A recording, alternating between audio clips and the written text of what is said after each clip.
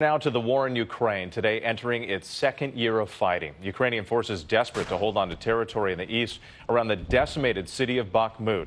But it's coming at a high cost to civilians and soldiers on both sides. All of this as the U.S. and its allies ramp up the pressure on Vladimir Putin with a new round of sanctions.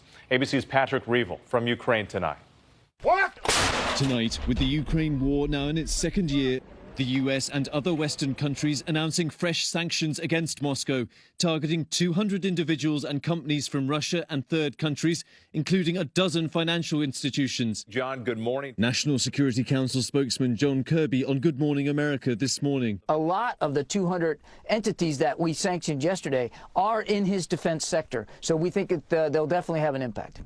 Ukrainian forces tonight are in a desperate battle to hold the eastern city of Bakhmut. Ukraine's top ground forces commander in the city to help personally direct the defense. These men are headed to Bakhmut, part of a unit of Chechen volunteers. Chechnya was devastated by Russian troops in the 90s and early 2000s. Now dozens of Chechens are fighting for Ukraine, filming themselves in combat videos like this. Why are you fighting in this war? What is happening in Ukraine now? It's the same thing that happened to Chechnya.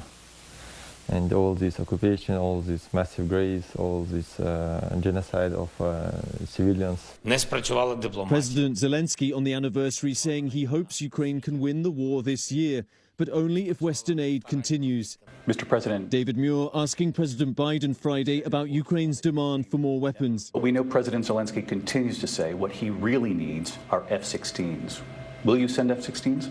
Look, we're sending him what our seasoned military thinks he needs now.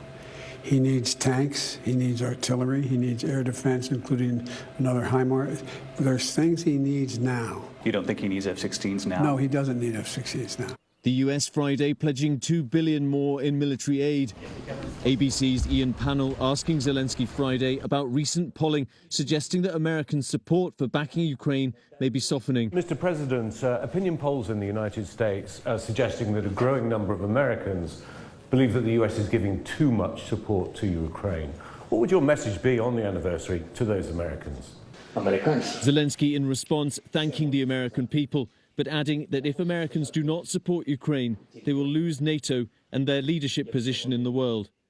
Patrick Reevell joining us now from Kyiv. And Patrick, as the world notes the one-year anniversary of this war in Ukraine, you're learning more about the human toll. Yeah, the UN says that 13 million Ukrainians right now are displaced, and that of those, 8 million are currently refugees in Europe. I mean, it's much harder to calculate casualties, but Western officials believe around 200,000 Russian troops have been killed or injured. At least 100,000 Ukrainian troops are believed also to have been killed or injured. And the fighting right now is the bloodiest it's ever been. Whit? Just an incredible amount of loss in just 1 year. Patrick, thank you.